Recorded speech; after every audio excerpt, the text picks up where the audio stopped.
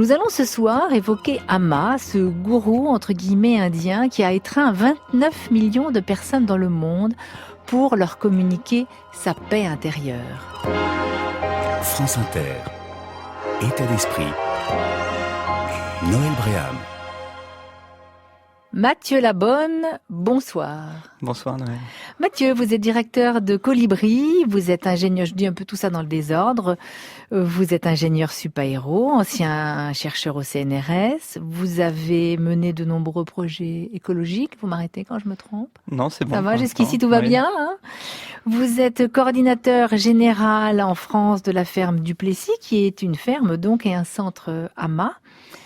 Comment définiriez-vous Amma? J'ai dit gourou pour faire court, j'étais pas super contente de mon mot en fait.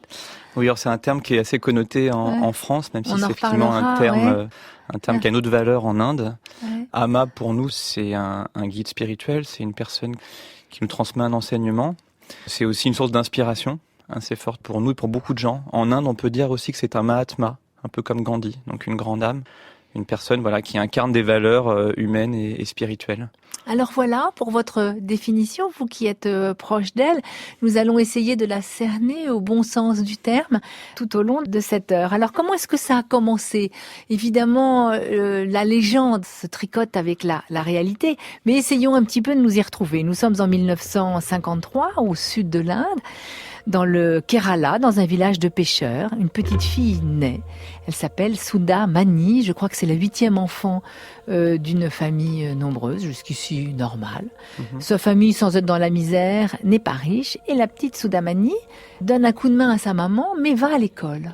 Ce qui est plutôt une chance. Et puis, la maman tombe malade et c'est là que la petite Sudha Mani doit prendre en charge la marche de la maison, la cuisine, le ménage, le soin des frères et sœurs. Il n'est donc plus question d'aller à l'école. Elle est amenée à aller dans les autres maisons de son village, on dit pour ramasser de la nourriture pour les bêtes. Je ne sais pas quelle est la vraie raison, mais en tout cas, en allant dans les autres maisons, elle se rend compte qu'il y a des gens, mais vraiment beaucoup plus pauvres qu'eux. Et ça la bouleverse. Et elle commence à essayer de les aider, à leur apporter un petit peu de nourriture, et puis de plus en plus, et puis des bonnes choses, et puis de la crème, et puis du lait, et puis même des habits, et puis même un petit peu d'argent qu'elle chaparde chez elle pour apporter aux autres. Inutile de vous dire que ça ne plaît pas beaucoup chez elle. Parallèlement à ça, elle médite, c'est ça qui est tout à fait étrange. Elle médite pendant des heures, c'est étrange pour une enfant si jeune, d'autant que personne ne lui a appris. Elle chante des chansons de sa création, où elle parle de son amour pour le Créateur, ça aussi c'est étrange, même dans un pays porté sur la vénération des dieux. Elle pratique ce qu'on appelle toute seule encore le bhakti yoga, c'est-à-dire le yoga de la dévotion, oui. C'est ça? Alors vous savez combien dérange ceux qui sont différents et évidemment elle est différente. Elle est différente mais elle ne déplaît pas à tout le monde parce que quand elle va aider les pauvres, eh bien ça fait des gens avec lesquels elle noue quelque chose de fort et quelque chose de bon, surtout quand elle leur apporte non seulement des biens matériels, mais aussi du réconfort. La légende dit qu'elle s'entend également bien avec les animaux. La légende dit qu'elle parlait à 6 mois, qu'un jour elle a chassé un cobra de son village en l'embrassant. Ça plaît pas à ses parents. On dit aussi qu'elle a été chassée de chez elle et qu'elle vivait sur la plage avec les bêtes sauvages. Évidemment, plus tard, elle s'est réconciliée avec sa famille. Il paraît qu'à 25 ans, elle était déjà une espèce de conseiller spirituel, qu'elle avait des disciples, dont des occidentaux, pas beaucoup, mais quand même. Et puis surtout, elle aimait réconforter les gens. Une fille dans les années 60, en Inde, qui prend dans ses bras des humains d'une autre caste, et dans ces humains en plus il y a des hommes, c'était absolument plus que scandaleux. Elle a été chassée, elle continue à prendre des gens dans ses bras, et elle dira « Je ne vois pas un homme ou une femme, je ne vois que des prolongements de moi-même. Nous ne sommes pas séparés, ils souffrent, je les console. » État d'esprit. Toute jeune, j'ai réalisé qu'il y avait une vérité immuable dans un univers changeant. France Inter. Voilà, vous venez d'entendre la voix d'Amma. Vous l'avez reconnue, Mathieu Labonne, la voix d'Amma? Oui.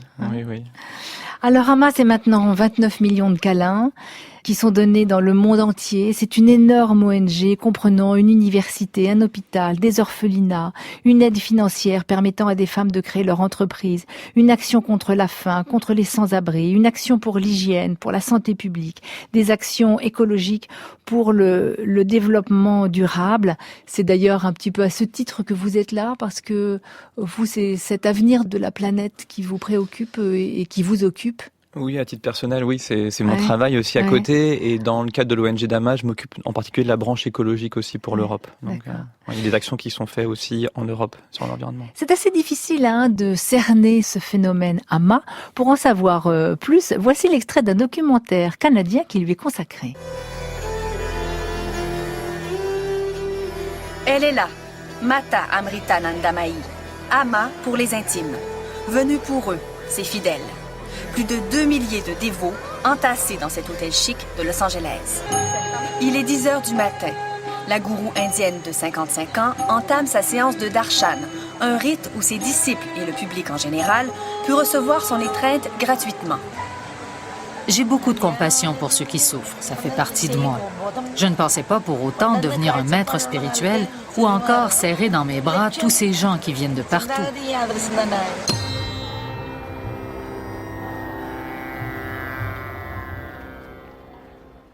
Dans tout ce que nous avons entendu, Mathieu Labonne, pour essayer de comprendre, de faire connaissance, qu'est-ce que vous validez, qu'est-ce que vous validez moins ? Alors bon, je valide beaucoup de choses quand même. Moi, j'ai rencontré Ama en Inde. J'avais déjà vécu un petit peu en Inde. Et quand j'étais dans son ashram la première fois, c'est quelque chose qui est un petit peu dérangeant, un peu interpellant. C'est ce rapport à une forme de dévotion. Oui, c'est même agaçant, parce qu'il y a un côté groupie qui est toujours un petit peu... Oui, il y a voilà. En tout cas, moi, ça m'a interpellé. Ouais. Et en même temps, il y a eu une attirance, une expérience extrêmement forte en sa présence. Quelque chose que je ne comprenais pas, que j'étais pas le seul, en l'occurrence, à ressentir ça. Moi, ça m'a pris, je pense, à peu près 2 ans où j'étais à la fois extrêmement attiré, déjà engagé, et en même temps le besoin de comprendre ce que ça voulait dire pour moi, d'avoir comme ça une femme vivante, incarnée, et en même temps qui, pour moi, représente quelque chose de beaucoup plus grand que juste un corps physique, et qui me permettait en moi de me connecter à des choses très profondes. Que maintenant, voilà, au fil des années, c'est quelque chose qui s'est vraiment pacifié en moi, et qui est, et voilà, j'ai une confiance assez absolue dans à la fois qui elle est et ce qu'elle fait. Donc je dirais qu'aujourd'hui, je suis complètement convaincu. D'accord. Donc, et votre première rencontre, c'était il y a combien de temps ? C'était il y a un peu plus de 10 ans. C'était à l'été 2006. J'avais déjà vu plusieurs ashrams, donc des centres spirituels en Inde. Et voilà. Et dans l'ashram d'Ama, quand j'y suis arrivé, il y a quelque chose de très particulier qui s'est passé et qui a fait que j'ai eu du mal à en partir. Même. Et qu'est-ce qui vous avait emmené en Inde finalement ? Vous étiez un jeune homme qui avait envie de voir du pays. Alors, vous cherchiez quelque chose ? Je cherchais quelque chose. En l'occurrence, déjà depuis petit, j'avais une démarche, disons, intérieure, évidemment, qui passe par beaucoup de tâtonnements. Il y a une culture occidentale qui est plutôt avec des racines chrétiennes, donc aussi me connecter à ces origines-là. Et puis, à l'adolescence, l'envie d'aller voir vers d'autres traditions, que ce soit le bouddhisme, le soufisme, les orthodoxes, et finalement de rencontrer des écrits de l'Inde et de trouver dedans une pensée que j'ai trouvée extrêmement claire et rationnelle, où il n'y avait pas d'opposition en Occident, ce qu'on parle de monothéisme, polythéisme, etc. La pensée de l'Inde intégrait toutes ces dimensions, et ça correspondait un peu à mon vécu, qu'il n'y avait pas une vérité et une autre chose qui était fausse, mais qui avait besoin d'englober toutes ces conceptions de la démarche spirituelle. C'est ce que j'ai trouvé en Inde. Donc j'ai voulu y aller. Pour voir. Oui. On en reparlera, parce que vous êtes quand même ingénieur, vous avez fait super-héros, c'est les avions. Oui, je suis scientifique surtout, et je trouve qu'il y a une démarche scientifique dans la démarche spirituelle que propose l'Inde.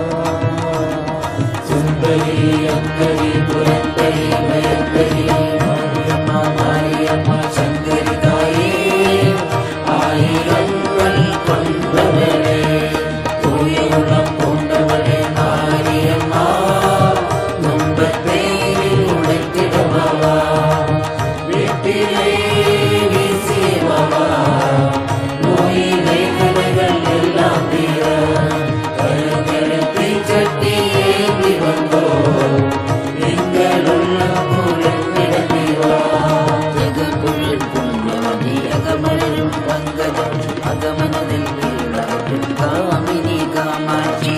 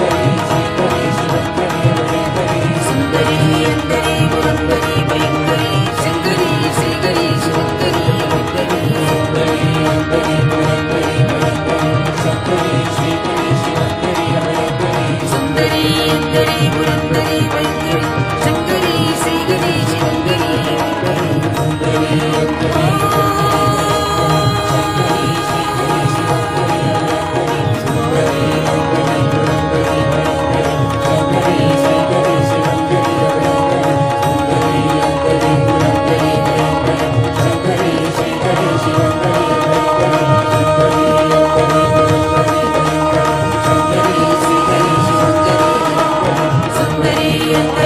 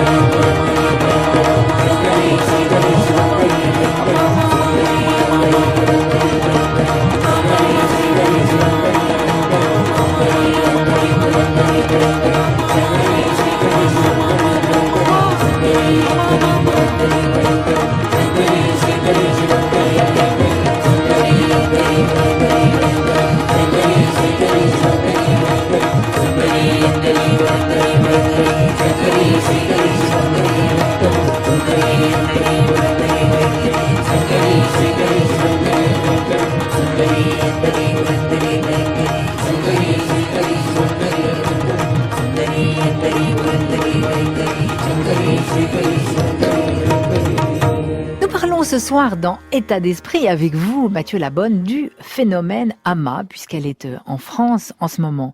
Alors Ama, nous l'avons dit, embrasse avec ses bras les personnes, mais elle embrasse aussi beaucoup d'actions et elle se préoccupe de l'avenir de la planète. Elle dit que ça dépend beaucoup des femmes. Voici ce qu'elle a dit de la condition féminine dans son discours prononcé à l'ONU, l'Organisation des Nations Unies. C'était en 2002 à Genève. Elle y recevait le prix Gandhi King pour la non-violence de ses actions, justement. Quand un éléphant en captivité est encore bébé, on l'attache à un arbre au moyen d'une corde solide. Le bébé éléphant essaie de toutes ses forces de casser la corde. Il finit par comprendre que ses efforts sont inutiles. Alors il abandonne. Plus tard, quand l'éléphant est adulte, on peut l'attacher à un petit arbre avec une cordelette. Il pourrait facilement se libérer en arrachant l'arbre ou en rompant la corde. Mais comme son mental a été conditionné par les expériences du passé, il ne fait pas le moindre effort pour s'échapper. C'est ce qui arrive aux femmes. Si les femmes le veulent réellement, il ne leur sera pas difficile de briser les entraves des règles et des conditionnements imposés par la société. Si les femmes, tout en recevant une éducation moderne, assimilent la sagesse éternelle de la spiritualité, la puissance contenue en elles s'éveillera, elles pourront passer à l'action. Vous l'avez compris, Ama ne parle pas français, c'est donc la traductrice d'Ama que vous avez entendue. Ce sont les paroles d'Ama. Alors dans tout ce que Ama fait, nous allons en reparler avec vous, Mathieu Labonne, elle donne des câlins, elle récolte de l'argent. Avec l'argent qu'elle récolte, elle a une espèce d'ONG géante qui s'occupe de beaucoup de choses et entre autres, elle finance des formations spécialisées et des aides permettant à des milliers de femmes de créer leur entreprise et de devenir autonomes. Embracing the World, c'est le nom de cette ONG, a permis à plus de 100 000 femmes sans emploi et sans ressources d'acquérir les compétences et les moyens de joindre les deux bouts. Il y a quelque chose d'assez extraordinaire dans ce qu'elle vient de dire avec la cordelette de l'éléphant. Oui. Ouais.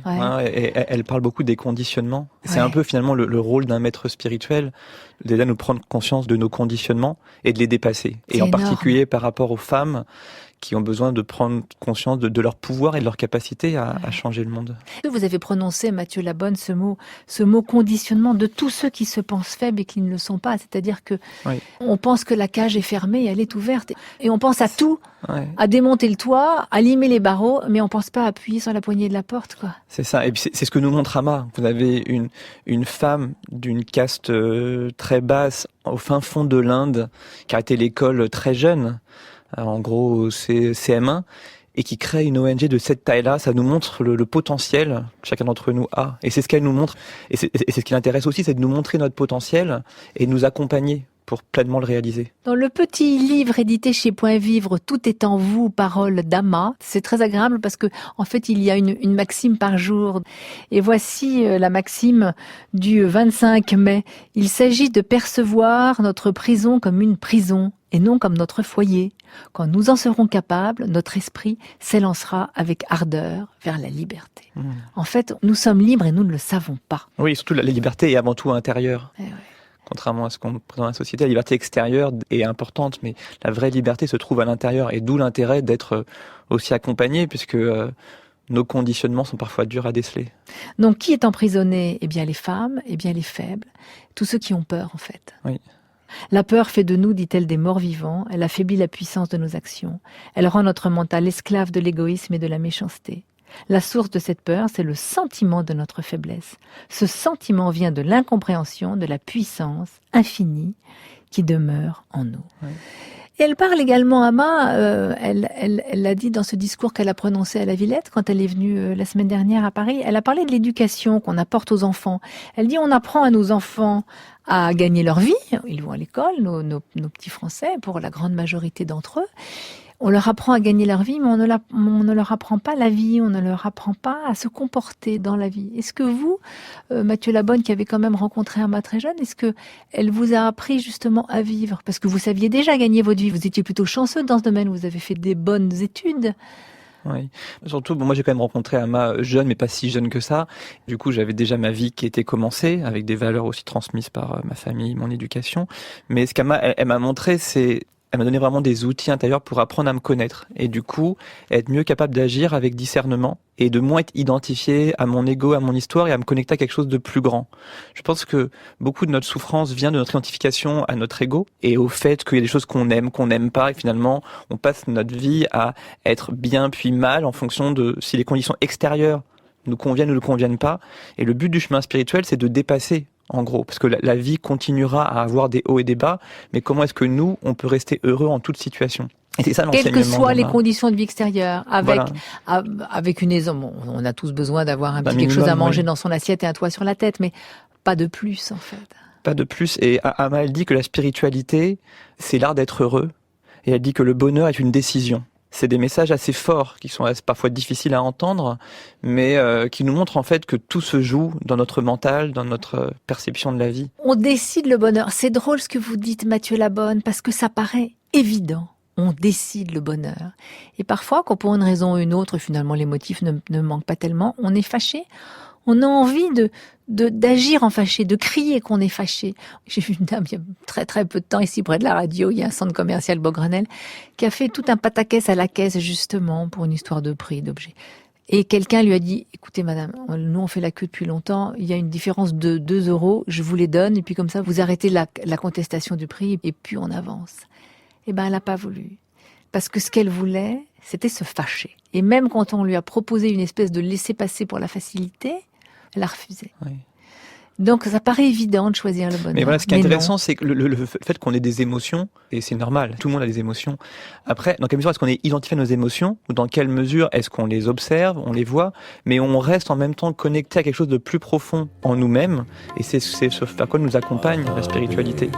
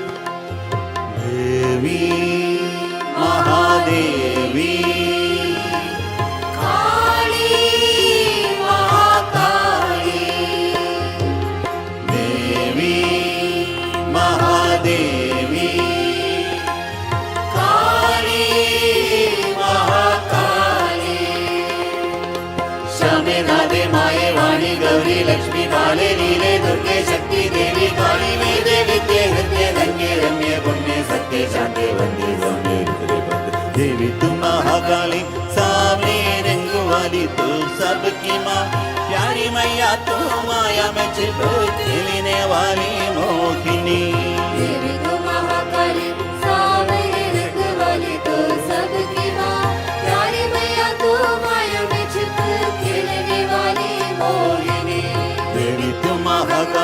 सावली रंग वाली तू सबकी माँ प्यारी मैया तू माया में छिप खिलने वाली मोहिनी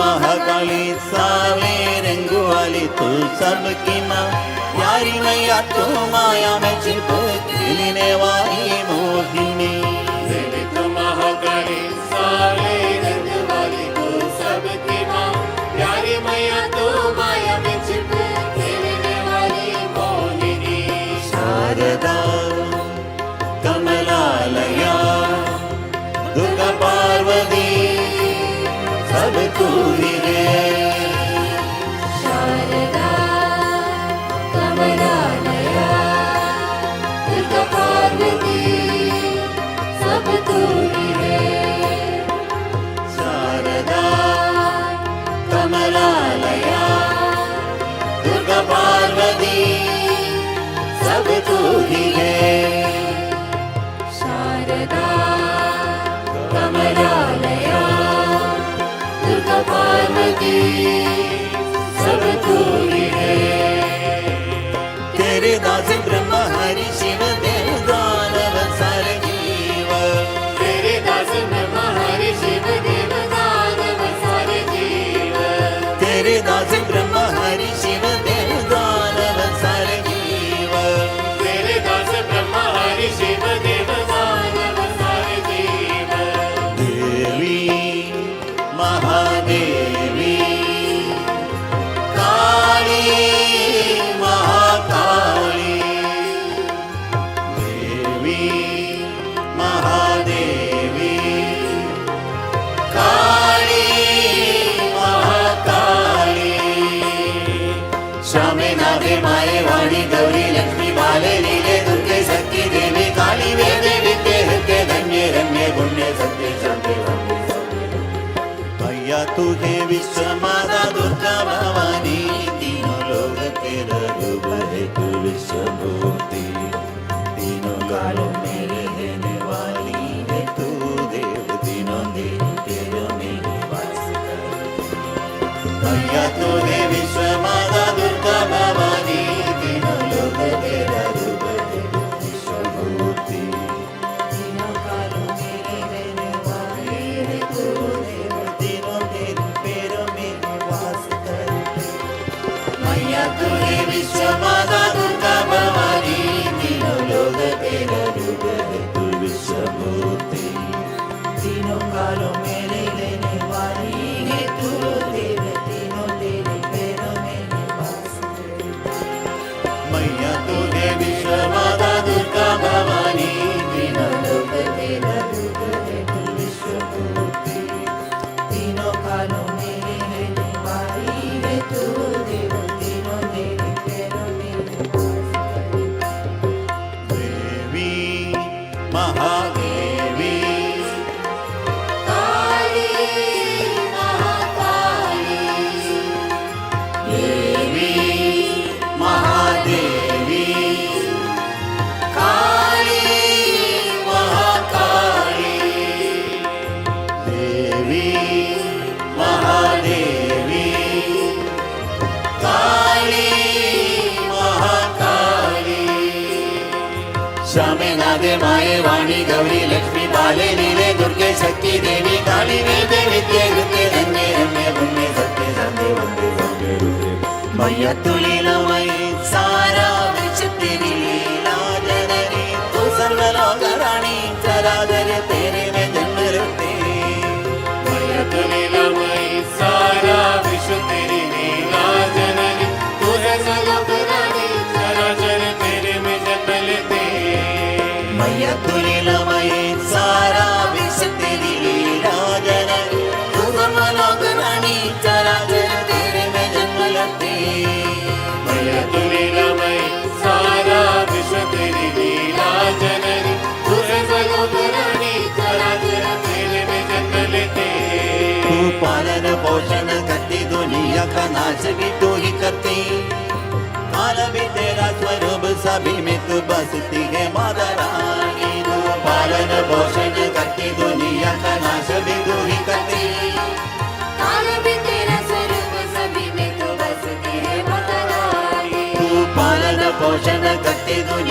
नाश भी तू ही करती, काल भी तेरा स्वरूप सभी में तू बसती है माता रानी। तू पालन पोषण करती, दुनिया का नाश भी तू ही करती, काल भी तेरा स्वरूप सभी में तू बसती है माता रानी। देवी महादेवी काली महाकाली, देवी महादेवी काली महाकाली। श्यामे नादे माये वाणी गौरी लक्ष्मी बाले लीले दुर्गे शक्ति देवी काली वेदे विद्ये हृदय धन्ये अन्ये पुण्ये सत्ये शांति वन्दे सारे। श्यामे नादे माये वाणी गौरी लक्ष्मी बाले लीले दुर्गे शक्ति देवी काली वेदे विद्ये हृदय धन्ये अन्ये पुण्ये सत्ये शांति वन्दे सारे। श्यामे नादे माये वाणी गौरी लक्ष्मी बाले लीले दुर्गे शक्ति देवी काली वेदे विद्ये हृदय धन्ये अन्ये पुण्ये सत्ये शांति वन्दे सारे। श्यामे नादे माये वाणी गौरी लक्ष्मी बाले लीले दुर्गे शक्ति देवी काली वेदे विद्ये हृदय धन्ये अन्ये पुण्ये सत्ये शांति वन्दे सारे।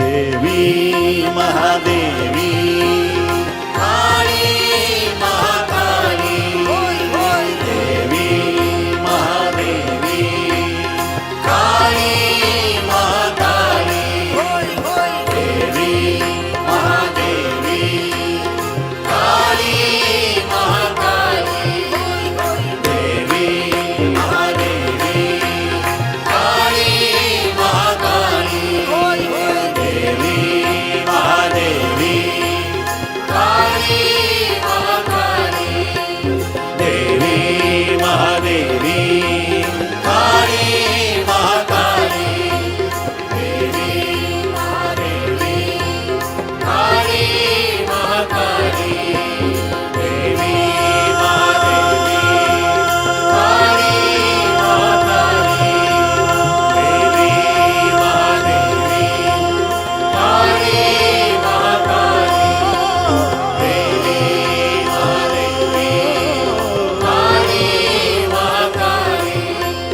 देवी महादेवी काली महाकाली, देवी महादेवी काली महाकाली, देवी महादेवी काली महाकाली, देवी महादेवी काली महाकाली, देवी महादेवी काली महाकाली, देवी महादेवी काली महाकाली, देवी महादेवी काली महाकाली। महाकाल की भद्रकाल की महाकाल की भद्रकाल की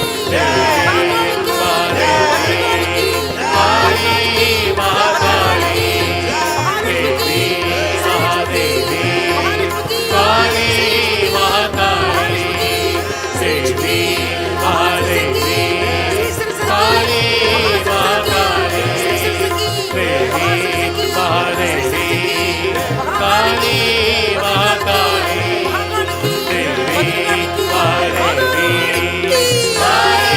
महाकाली, देवी महादेवी काली महाकाली, देवी महादेवी काली महाकाली, देवी महादेवी काली महाकाली, देवी महादेवी काली महाकाली, देवी महादेवी काली महाकाली, देवी महादेवी काली महाकाली, देवी महादेवी काली महाकाली, देवी महादेवी काली Mahakali.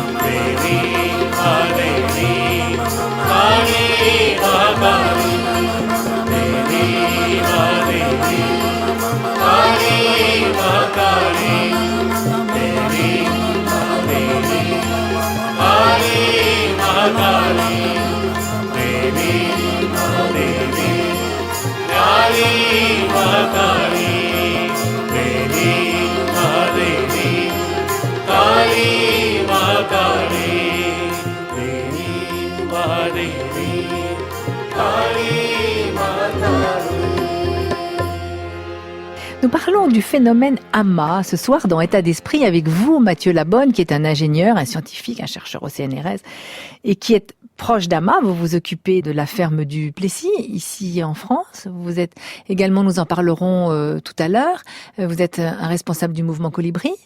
Et Amma est en ce moment à Paris, elle sera à Toulon demain, après-demain et après-demain. Et elle était à Paris la semaine dernière. Alors je suis allée la voir, évidemment. Je l'avais jamais rencontrée, je l'avais jamais vue. Je voulais un petit peu me rendre compte. Il y avait un monde fou à la Vilaine, dans une espèce de hangar immense, une très très belle organisation.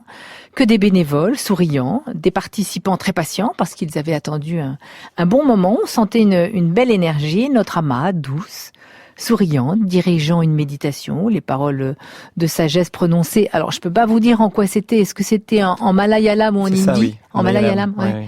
C'est la langue du Kerala. C'est sa langue maternelle. Maternelle, oui. Ouais. Il y avait des grands écrans où c'était traduit en français et aussi en anglais. Et puis, j'ai assisté au fameux darshan, c'est-à-dire les embrassades d'Amma. Je rappelle qu'elle a quand même embrassé et pris dans ses bras 29 millions de personnes dans le monde. Alors, ça se passe à la chaîne. C'est ça qui est un petit peu troublant. Les gens viennent après avoir attendu donc très longtemps, mais encore une fois, avec bonne humeur. Ils viennent se faire prendre dans les bras. Quelques secondes, on enlève ses chaussures.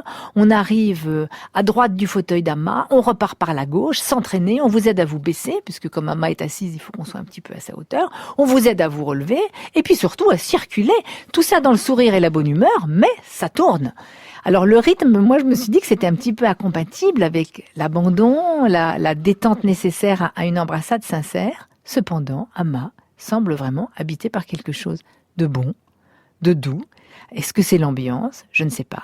En tout cas, cette embrassade laisse certains indifférents, mais elle en bouleverse beaucoup. Alors, nous allons écouter le témoignage d'une femme qui sort des bras d'Amma. Elle a été interviewée pour le documentaire d'Élise Andrieux et d'Assia Khalid qui s'appelle « Dans les bras d'Amma ». Pourquoi vous êtes venue ? Parce que j'avais besoin de beaucoup de réconfort, beaucoup de force, beaucoup d'énergie et elle m'a donné tout ça.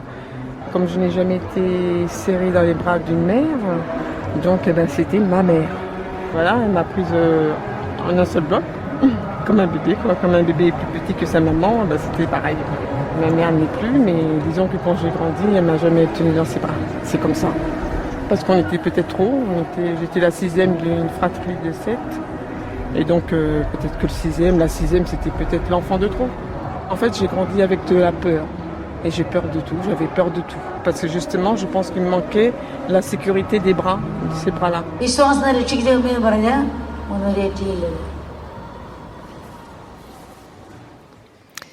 sais pas ce que vous en pensez, Mathieu Ladonne. Elle dit beaucoup de choses. Hein. J'étais l'enfant de trop, c'est assez poignant. Elle parle de la peur.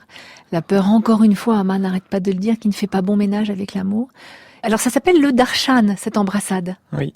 C'est un terme qui est propre à Amma ou qui existe en Inde déjà ? Non, c'est un terme qui est propre en Inde, qui veut dire le fait de voir.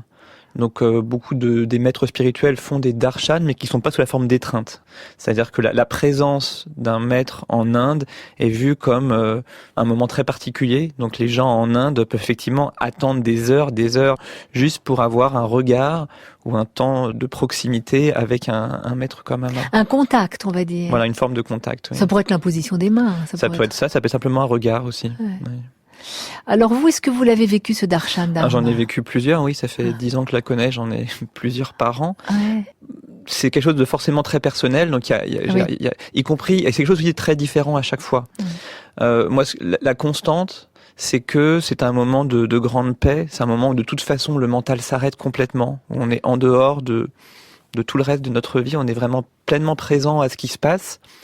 Et au-delà de l'expérience qui peut être effectivement plus ou moins forte suivant les personnes, moi ce que je vis en tout cas de façon constante, c'est que c'est un moment qui m'accompagne dans la suite. C'est comme si à chaque fois, ça m'aidait pleinement à me recentrer et à continuer mon chemin. Donc c'est une dimension un peu symbolique aussi dans cette rencontre avec Amma pour moi. À chaque fois, Je n'y viens pas personnellement pour trouver du réconfort, ou voilà, j'ai la chance d'avoir une vie... Vous ne vivez pas dans la peur, comme me disait cette dame? Je pense qu'on a tous des peurs, mais en tout cas, j'ai plutôt la chance d'avoir une vie agréable. Donc, dans les gens qui viennent voir Amma, il y a des gens qui ont des attentes extrêmement différentes. Effectivement, beaucoup de personnes qui viennent dans l'attente d'un soutien ou d'une forme de paix intérieure. Et des personnes qui sont vraiment aussi dans une démarche simplement spirituelle et qui voient le darshan comme un jalon sur leur chemin personnel, un moment de rencontre avec Amma dans la mesure où elle nous inspire à l'intérieur. C'est quelque chose d'assez subtil, mais le darshan peut être pour moi un peu comme un petit boost qui permet de continuer à avancer dans l'année qui vient. Vous avez dit 2 choses, Mathieu Labonne, depuis que vous êtes ici, qui sont se rapprocher de soi, savoir qui on est. Et vous avez dit également arrêter le mental. Ça me paraît être 2 choses juste impossibles dans la vie. C'est-à-dire que savoir qui on est, moi je me dis mais je sais absolument pas qui je suis, je sais combien j'ai d'enfants, quelle année je suis née, ce que je fais comme métier, ce que j'ai eu comme réussite, ce que j'ai eu comme échec. Mais qui je suis, mais j'en sais fichtre rien, comment on fait?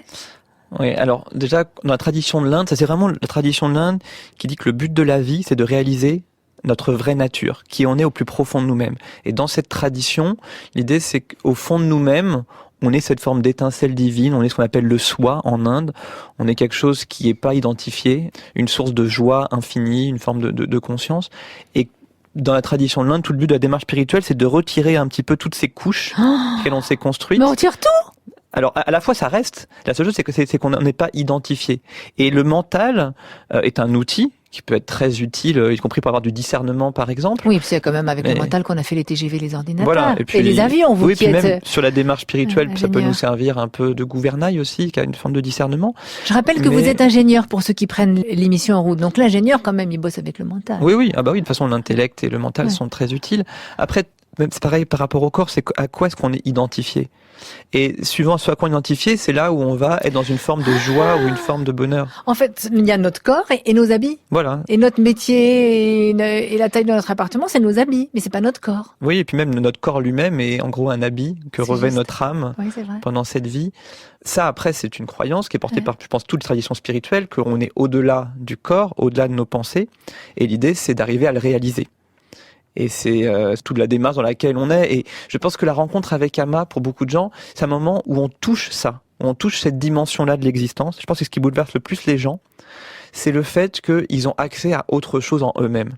C'est pas quelque chose qui est en dehors d'eux-mêmes, c'est quelque chose qui est en eux-mêmes. Au centre. Ouais, c'est pas tellement qu'Amma leur transmet quelque chose, c'est que la présence d'Amma leur permet de toucher quelque chose en eux-mêmes. Ah d'accord, ils ne viennent pas recevoir, ils viennent peut-être avoir un contact, une connexion entre eux et eux, quoi. Entre eux et le noyau de eux. Voilà. Pas la part apparence. Je sais pas s'ils viennent consciemment pour ça, mais je pense que c'est ce que permet Amma. Amma est un peu comme un miroir qui les renvoie quelque chose de profond au fond d'eux-mêmes. Je pense que c'est mon expérience et celle de beaucoup de personnes, sachant qu'encore une fois, c'est quelque chose qui est forcément subjectif et personnel, donc il n'y a pas de. En fait, on vient pas te donner la clé de la porte, on vient juste te dire qu'elle est ouverte. Oui, c'est vraiment pour moi, Amma, c'est vraiment un miroir. C'est aussi un mystère. Ce qu'elle fait, ce qui elle est, ça reste un mystère. Et finalement, ce mystère nous renvoie aussi au mystère qui se trouve au fond de nous-mêmes. Et qu'on peut difficilement appréhender purement par l'intellect et le mental. C'est avant tout une expérience. Alors, cette chose énorme que vous avez dite, c'est d'arrêter le mental. Moi, je l'ai fait, ce darshan. Et je me disais, oh là là là là, alors il faut bien que je regarde ceux devant. Ils sont partis par la droite. Oh là là, va pas falloir que je traîne. Il va falloir que je regarde, parce que sinon, je vais freiner le truc. Alors, il faut pas la toucher, il faut pas faire ci. Et celui-là, et nanana. Oh, est-ce que j'aurais pas un trou à ma chaussette? Oh, ben lui aussi, il a un trou à sa chaussette. Donc, c'est pas très grave. Enfin, arrêter le mental, mais j'ai essayé de toutes mes forces, mais j'ai pas réussi.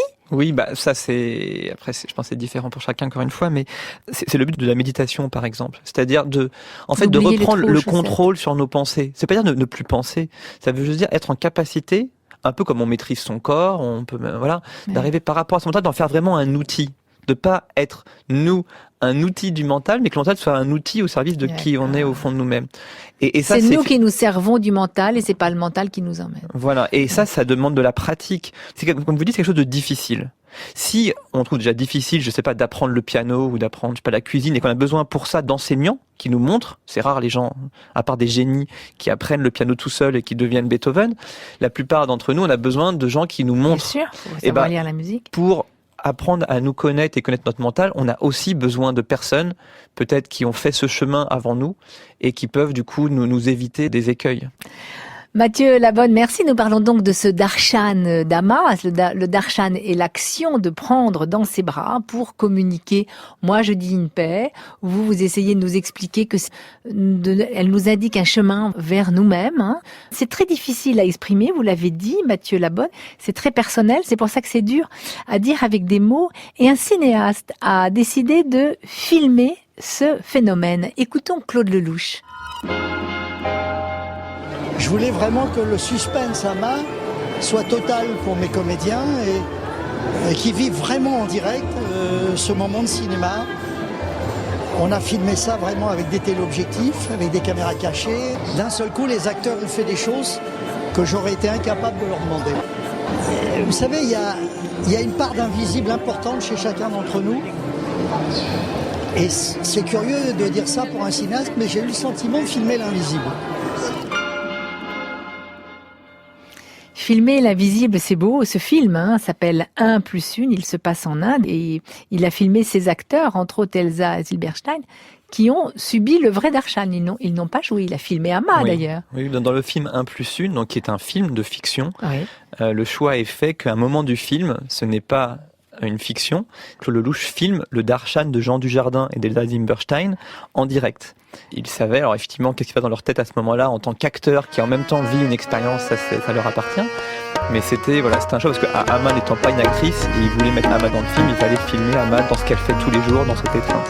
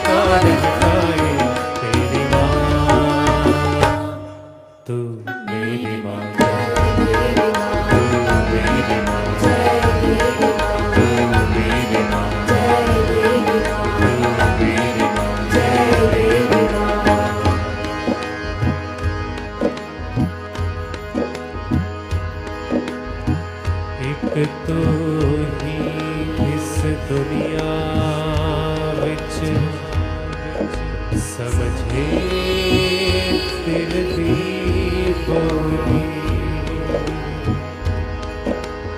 बाकी सारे मतलब दे रिश्ते नाते झूठे मैनू अपने चरणां विच बिठा ले हुन माई मैनू अपने दिल विच छिपा ले हुन माई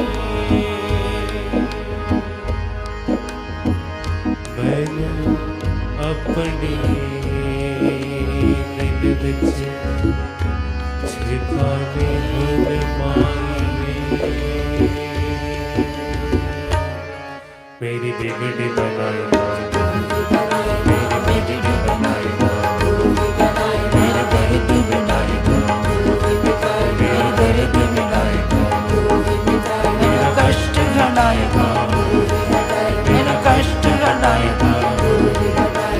अपने बनाए मैंने अपने बनाए मेरा विषय विकार हटाए तू ही माँ तू मेरी माँ मेरी माँ मेरी माँ मेरी माँ मेरी माँ मेरी माँ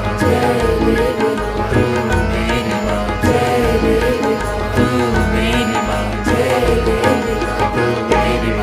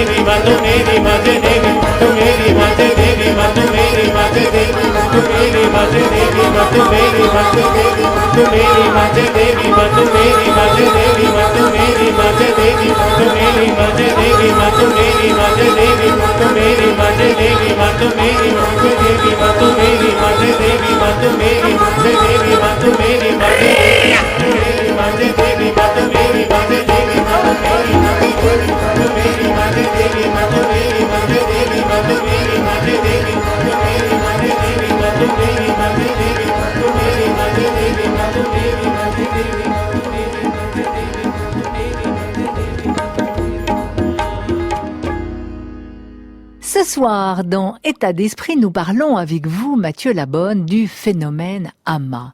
Mathieu, vous êtes un ingénieur, vous avez travaillé au CNRS, vous avez fait Supaéro et vous vous occupez dans l'organisation d'AMA, cette femme indienne, cette gourou pour faire simple, qui a une immense ONG avec hôpital, avec université, avec énormément d'argent pour aider les malades, mais aussi les femmes à s'en sortir, et très préoccupée de l'avenir de la planète. Et c'est là que vous intervenez, vous gérez, vous êtes responsable de cette ferme du Plessis qui est en France, qui est un centre AMA.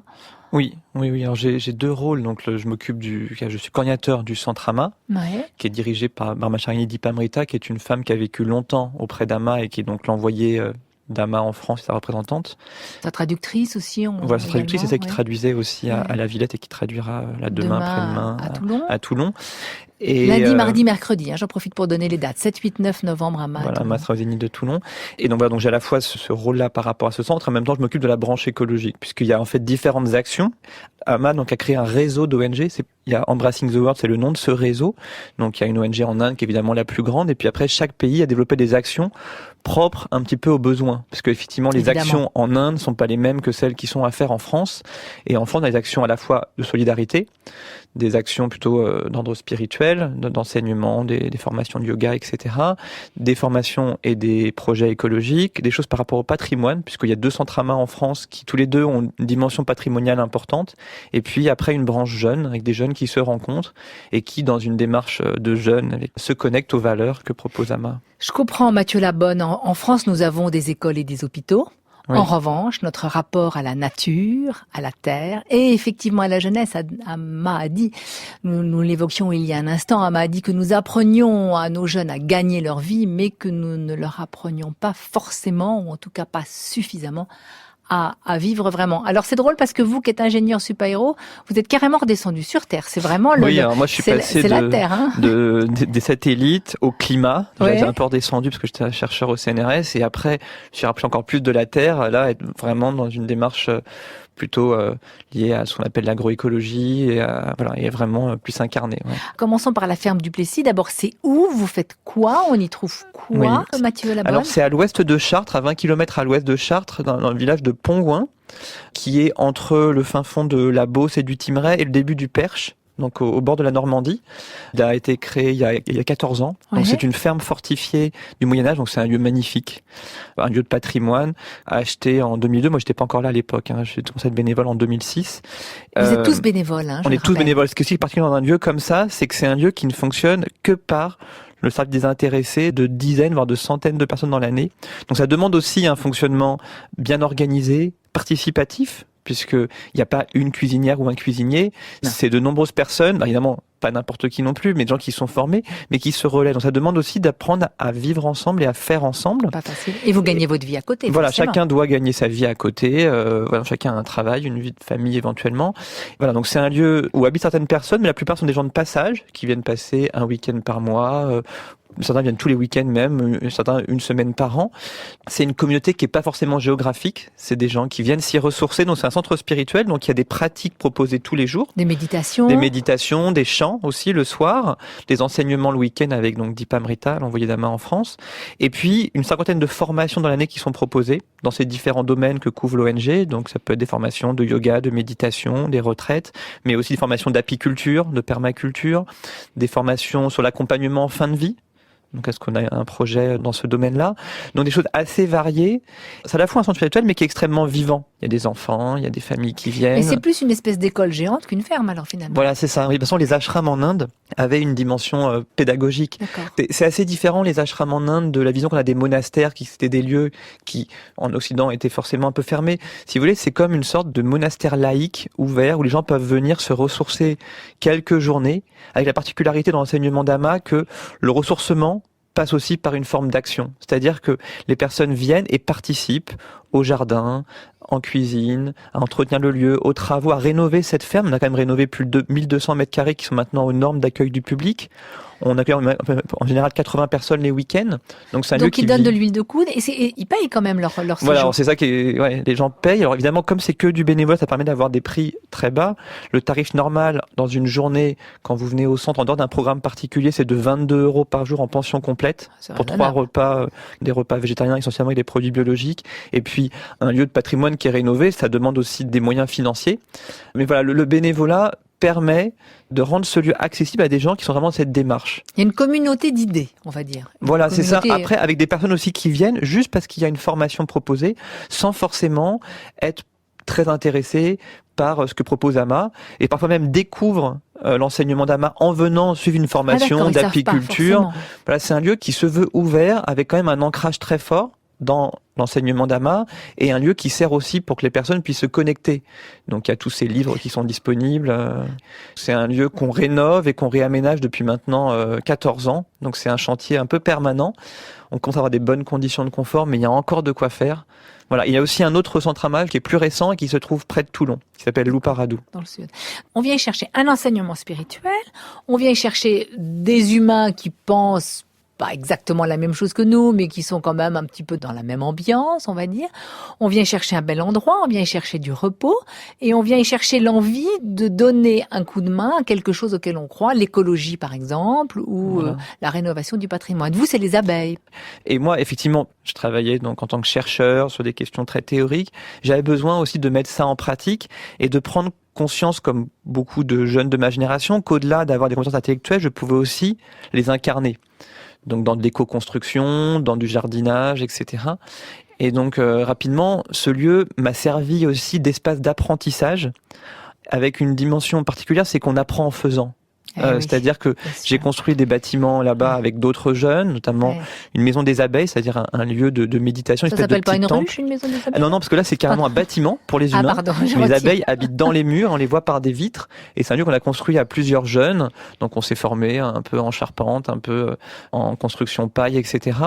J'ai été intéressé par l'apiculture. C'est hyper intéressant, ça, la construction paille, par exemple. Voilà, oui. En tout cas, c'est un lieu qui permet à des gens aussi d'expérimenter, tout en donnant du temps d'apprendre, d'aider les transitions de vie aussi qui peuvent être nécessaires. Mais est-ce qu'il pourrait y avoir, par exemple, Mathieu Labonne, j'ai accroché sur la construction paille parce que c'est intéressant, quelqu'un qui ne connaît pas spécialement Ama, mais qui a envie de se faire une maison en paille, et qui vient apprendre là, et puis finalement il découvre Ama, ou ça lui plaît ou ça lui plaît pas, mais on n'est pas obligé de tout prendre aussi. Exactement, on n'est pas obligé de tout prendre. Il y a des gens qui viennent sur des formations, qui sont d'autres traditions ou qui n'ont pas de tradition spirituelle. C'est un lieu qui est très ouvert. Nous, évidemment, ça nous sert à nous retrouver en tant que personnes reliées à Ama, mais c'est vraiment un lieu ouvert où tout est fait pour accueillir toute personne qui a envie de découvrir. D'accord. Et ça, c'est la ferme du Plessis. Bien entendu, le site de la ferme du Plessis sera sur le site d'État d'Esprit. D'ailleurs, ça s'appelle pas ferme du Plessis, ça s'appelle etw-france.org, c'est le nom de l'ONG, et donc c'est un centre Ama qui s'appelle la ferme du Plessis. Avec vous, Mathieu Labonne, nous évoquons la rencontre avec Ama, que vous connaissez bien. Nous avons parlé de cette extraordinaire personnalité qu'est Ama, qui apporte de l'amour et de la paix dans le monde, et qui essaye de communiquer à chaque personne en les embrassant. Elle a embrassé 29 millions de personnes dans le monde. Vous vous occupez, Mathieu Labonne, d'un centre Ama, la ferme du Plessis. Oui, un centre Ama, qui est à 1h15 de Paris, en Eure-et-Loire. Vous êtes donc très impliqué, vous êtes ingénieur au départ, et puis à l'arrivée d'ailleurs aussi. Oui. Et vous êtes également proche de la terre. Ama a écrit dans ce petit livre « Tout est en vous », parole d'Ama, qui est au point vivre, la force de vie qui vibre dans les arbres, les plantes et les animaux est la même force de vie qui vibre en nous. La même énergie de vie qui nous donne le pouvoir de parler et de chanter se manifeste dans le chant de l'oiseau et le rugissement du lion. La même conscience qui coule en chaque être humain et le traverse donne son pouvoir au mouvement du vent, au flot de la rivière et à la lumière du soleil. Voilà, c'est la dimension nature d'Amma. Oui, et puis dans l'enseignement d'Amma, dans l'enseignement de l'Inde en général, il y a cette idée de non-séparation, de trouver une forme d'unité. Et dans la voie d'Amma, pour incarner un mode de vie plus écologique, ça part déjà de sentir cette unité entre nous et la nature. Donc il y a avant tout cette connexion à la nature et au vivant qui derrière fait découler très naturellement un mode de vie qui est plus sobre, plus respectueux de l'environnement et des êtres vivants. Vous dites la non-séparation, hein. On l'évoquait au début de l'émission, quand on dit « Ah, mais comment vous pouvez aimer tout le monde ?» Elle dit « Mais parce qu'ils sont pas différents de moi, ils sont pas séparés de moi, c'est la même personne. Ouais. » Comment on peut aimer la nature parce qu'elle est pas séparée de nous, en fait. Oui. Et vous êtes à l'origine, Mathieu Labonne, toujours dans ce même esprit, dans ce même état d'esprit, c'est le titre de l'émission, du mouvement Colibri. Alors je suis pas à l'origine, j'ai rejoint le mouvement Colibri mi-2014 et j'en suis le directeur maintenant. Je connaissais déjà Pierre Rabhi et un certain nombre des fondateurs du mouvement que j'avais suivi de loin, mais j'étais très engagé et je le suis toujours dans l'œuvre d'Amma. J'étais consultant indépendant à ce moment-là. Voilà, on m'a proposé et ça m'a extrêmement motivé. Vous étiez ingénieur au CNRS à l'époque. Je l'ai été, oui, pendant quelques années. Après, pendant quelques années, j'étais plutôt consultant sur les questions de bilan carbone et de gouvernance, ce qui me permettait de travailler moins en nombre de jours, mais d'avoir du coup beaucoup de temps pour faire du bénévolat dans l'ONG d'Amma. Et c'est là que je me suis beaucoup impliqué à la ferme du Plessis, où je reste impliqué à peu près 3 jours et demi par semaine. Ah, c'est beaucoup, ouais. Et le reste du temps, du coup, je dirige le mouvement Colibri. J'ai pris la suite de Cyril Dion, qui est parti pour faire le film demain. C'est 2 engagements à la fois très différents, puisqu'il n'y a pas de dimension spirituelle dans Colibri, mais qui, dans mon chemin personnel, trouvent une forme de cohérence. Et même, je dirais que c'est ce que j'ai appris auprès d'Amma, notamment la ferme du Plessis, qui est, je pense, même plus utile que ma formation d'ingénieur ou de chercheur dans mon quotidien, dans ce mouvement citoyen. Qu'est-ce que le mouvement Colibri ? Alors, le mouvement Colibri, c'est un mouvement qui a maintenant 10 ans, qui part en fait d'un constat et d'une posture vraiment forte de dire que face aux enjeux d'aujourd'hui, aux enjeux sociétaux, pas seulement environnementaux, même sur l'éducation, sur l'économie, etc., il n'y aura pas de changement de société s'il n'y a pas de changement humain. On peut changer les choses par des luttes politiques, etc., et qui sont nécessaires, mais avant tout, c'est nous, dans nos propres modes de vie, qui sont à changer. Donc le mouvement Colibri, c'est assez différent d'une ONG classique, où des personnes soutiennent une ONG qui va défendre des causes. Le mouvement Colibri, ça rassemble des gens qui veulent faire leur part, qui disent que c'est à eux de changer. Donc on est aujourd'hui plus de 250 000 à suivre ce mouvement, donc c'est un mouvement qui est devenu assez important. C'est la fameuse phrase de Gandhi, pour changer le monde, il faut changer chaque personne. Voilà, c'est ça. Et puis c'est la légende du colibri que racontait Pierre Rabhi. La petite goutte d'eau. Voilà, la petite goutte d'eau, c'est que chacun à son échelle peut faire sa part et que ça c'est vraiment un prérequis pour un changement plus large. Donc nous, on est là pour à la fois inspirer ces citoyens qui veulent agir, les relier et aussi les soutenir, les outiller. Donc les aider à créer des monnaies locales, des circuits courts alimentaires, à créer des habitats participatifs, ce qu'on appelle nous des oasis. Donc on est vraiment là pour être au service des gens qui veulent agir, et dans le monde d'aujourd'hui, c'est parfois compliqué. Donc ça demande de se mettre ensemble, de se relier, ça demande aussi des outils, ça demande des formations, donc on a aussi une université en ligne. De l'entraide et quand même une forte conscience écologique. Oui, c'est sûr, voilà, on aspire à une société qui est à la fois plus écologique, mais en même temps plus humaine. Il y a vraiment ce lien entre les deux choses, on pense que les deux sont indissociables. Sir पे सवार होने वाली प्यार के सबको निखारने